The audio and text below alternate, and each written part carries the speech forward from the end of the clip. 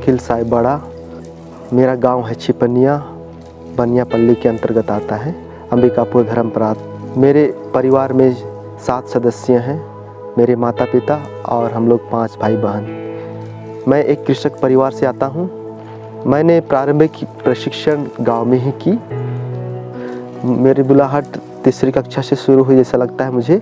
जब brother sister लोग मेरे गांव आए थे, उस समय बहुत सारे लोग स्नान लिए, बहुत सारे लोग प्रसाद लिए, पाप स्वीकार किए। मैं छोटा था, मैं केवल स्नान लिया था। तो उस समय मुझे लगा कि ये लोग कैसे बहुत अच्छे हैं, इनमें क्षमताएँ हैं, और मुझे अच्छा लगने लगा था। उसी समय से मैं सोचा कि मैं गांव की पढ़ाई छोड़ करके मैं पारिश की ओर पढ़ने जाता तो शायद मौका मिलता इनकी जैसे बनने के लिए। तो मैंने मेरे पिताजी से कहा कि मैं भी मिशन स्कूल जाऊंगा। पढ़ा 5वीं तक और पल्ली आया पढ़ने के लिए। वहाँ से पढ़ करके मैं अपोस्तलिक गया। इस तरह से कि अंबिकापुर अपोस्तलिक में रह करके मैं बहुत सारा चीज़ सीखा फादरों के साथ में रह करके। तो मेरे 3 डायरेक्टर थे जिन्होंने मेरा मार्गदर्शन किया और उन्होंने समझा कि मैं एक यीशु समाज लायक हूँ। उन्होंने मुझे चयन किया और आगे भेजा। प्री नोविशिएट की प्रशिक्षण के लिए मुंबई गया और वहाँ 1 साल की पढ़ाई अंग्रेजी सीखी और सोसाइटी के बारे में कुछ बहुत सीखी। और मेरे डायरेक्टर फिलिप तरासा और ब्रदर ब्रूनो ने मुझे योग्य समझा और मुझे चयनित किया। वहाँ की प्रशिक्षण पूरा करने के बाद में मैं नवशिष्यालय के लिए हजारीबाग सीतागढ़ा संत स्टानिस्लास कॉलेज आया।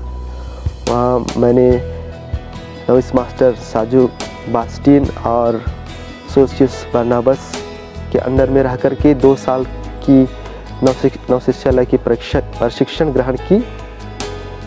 और इस दौरान मैंने अपनी आध्यात्मिकता को गहराई से परखा और आध्यात्मिक जीवन में आगे बढ़ा और सोसाइटी यीशु समाज के बारे में अधिक जानकारी हासिल की। और संत इग्नासियस के जो आध्यात्मिकता है उसे मैंने जाना और अपने जीवन का मकसद को पहचाना। यीशु समाजी बन करके मैं लोगों की अच्छी तरह से सेवा कर सकता हूँ। वहाँ की प्रशिक्षण पूरी करने के बाद में मैं जूनियरेट की पढ़ाई के लिए एक्सटीटीआई पाटना दीघा घाट गया। वहाँ मैं आर्मस्ट्रॉन्ग डीन के अधीन में रहकर मैंने पढ़ाई की 1 साल की। वहाँ पर भी मैंने अंग्रेजी और अच्छी तरह से सीखने का प्रयास किया। वहाँ के प्रशिक्षण पूरी करने के बाद में मैं कॉलेज की पढ़ाई के लिए रांची आया, सेंट जेवियर्स कॉलेज रांची। वहाँ 3 साल की पढ़ाई मैंने की और वहाँ पर भी एक अच्छा मौका था जहाँ पर चहुमुखी विकास मैंने अपने जीवन के लिए अवसर ढूंढा और खेल कूद गाना बजाना सब में मैंने भाग लिया और इस तरह से प्रशिक्षण के क्षेत्र में भी अपने आप को तैयार किया। मानसिक रूप से, बौद्धिक रूप से अपने आप को तैयार किया, लोगों के साथ में रह करके और पढ़ाई अच्छी तरह से करके अपना जीवन वहाँ पर बिताया। और मैंने अनुभव किया कि लोग बहुत ही अच्छे हैं, हमारे सहपाठी लोग भी अच्छे हैं और यीशु समाजी भाई लोग भी अच्छे हैं जो मुझे हर क्षण हर पल मुझे मदद किए। तो एक बड़ा परिवार का प्यार मिला मुझे वहाँ पर। तो छोटे से लेकर के बुजुर्ग लोग वहाँ पर हैं, सब तरह के लोग। और उस वहाँ के प्रशिक्षण समाप्त करने के बाद में मैं चेन्नई में 2 साल अपना महत्वपूर्ण समय बिताया दर्शन शास्त्र की पढ़ाई में। दर्शन शास्त्र की पढ़ाई के दौरान मैंने बहुत सारे विचारों को मैंने पढ़ा और अपना विचार, अपना जो सोच है उसका मैंने विकसित किया। और वहाँ खेल कूद का भी मौका मिला जिसमें भी मैंने उनसे सीखा और अपने जो खेलने का जो हुनर है उसमें और प्रोत्साहित हुआ। इसके बाद में वहाँ की पढ़ाई पूरी करने के बाद में मैं 2 साल की रेजिडेंसी के लिए मैं भैंसवार भेजा गया। वहाँ पर मैं अपना समय बिताया। एक सहायक हॉस्टल अधीक्षक के रूप में और एक सहायक शिक्षक के रूप में। वहाँ मैंने जो जो सीखा उस सभी चीज़ों को, बातों को मैंने वहाँ दैनिक जीवन में लोगों को करके दिखाया और लोगों को बतलाया, सिखाया और मुझे आनंद हुई और वे लोग लाभान्वित हुए। इसके बाद में मैं इस शास्त्र की पढ़ाई के लिए रांची भेजा गया, जिसे हम लोग कहते हैं RTC, जो कि बोड़िया में है। रांची में रह कर किया तो पुरानी जगह थी, इसलिए मुझे और अच्छा लगा और अपने ही लोगों के साथ में रह कर के और वहाँ की परिस्थिति, वहाँ की समस्याएं सभी से रूबरू होने का और मौका मिला। समस्याएं जो मुझे और निखारने का काम किया, लोगों की सेवा के लिए अपने आप को तैयार करने का मौका मिला। प्रत्यक्ष रूप से बहुत सारे जो समस्याएं होती हैं, उसमें जो धरना होती हैं, उसमें सब भाग लेने का मौका मिला। गांव-गांव जा कर के लोगों से मिले और लोगों से सुने और उनसे वार्तालाप किए। 2 साल की पढ़ाई वहाँ पूरी करने के बाद में अगली पढ़ाई उसके लिए मैं दिल्ली गया, विद्या ज्योति। वहाँ पर बृहद स्तर पर लोगों के साथ मिलना हुआ और इसे कि नेशनल थियोलॉजी कहते हैं, इसलिए भारत देश के कोने कोने से लोग आए हुए थे और अनेक प्रकार के लोग विभिन्न तरह की सोच संस्कृति को लेकर के आए हुए थे और उनसे मिलकर के और अधिक सीखने को मिला।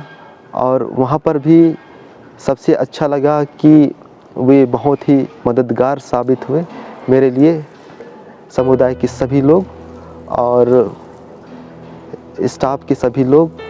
और मुझे बहुत अच्छा लगा एक सामुदायिक जीवन, वहाँ पर सामुदायिक क्रियाकलाप होते रहते हैं और एक दूसरे को जानने का मौका मिलता है और बहुत सारी जो हुनर है उसे दिखाने का मौका मिलता है, उनसे सीखने का मौका मिलता है। और तो वो सब मुझको प्रभावित किया और मुझे अच्छा लगा और मैंने भी कुछ सीखा और मुझे आशा है कि मैं उसे अपने दैनिक जीवन में उसे मैं अमल करूंगा और लोगों की सेवा के लिए उसका प्रयोग करूंगा। और वहाँ की पढ़ाई पूरी करने के बाद में 22 फरवरी 2020 को मेरे साथ और लोगों का भी डायकनेट अभिषेक हुआ। उसके बाद में मैं डायकनेट मिनिस्ट्री के लिए मैं जशपुर शांति भवन आया। वहाँ पर जो बातें मैंने सीखा, जो बात मैंने थियोलॉजी में सीखा, वहाँ पर अभ्यास करने का मौका मिल रहा है। और जो बहुत सारे संस्कार हैं, जो 7 संस्कार हैं, उन्हें अब कुछ धीरे धीरे सीखने का मौका मिल रहा है। लोगों के संपर्क में रह कर के उनके विश्वास से मैं प्रभावित होता हूँ। कभी कभी मुझे लगता है कि मैं विश्वास में बहुत कमज़ोर हूँ लोगों की तुलना में, लेकिन वो मुझे चैलेंज करता है और मुझे निखारता है। लोगों से मुझे प्रेरणा मिल रही है वहाँ पर भी, और वहाँ के लोग, वहाँ के मेरे समुदाय के लोग, सभी लोग मुझे मदद करते हैं, प्यार देते हैं, प्रोत्साहन करते हैं, हमेशा तत्पर हैं सिखाने के लिए। जो मैं नहीं जानता हूँ, जो जिसमें कमज़ोरी है मेरी, उसमें मदद करना चाहते हैं। उनकी उत्सुकता को देख कर के मुझे अच्छा लगता है। एक माता पिता भाई बहन के रूप में मुझे मदद देना चाहते हैं, इसलिए मुझे अच्छा लगता है।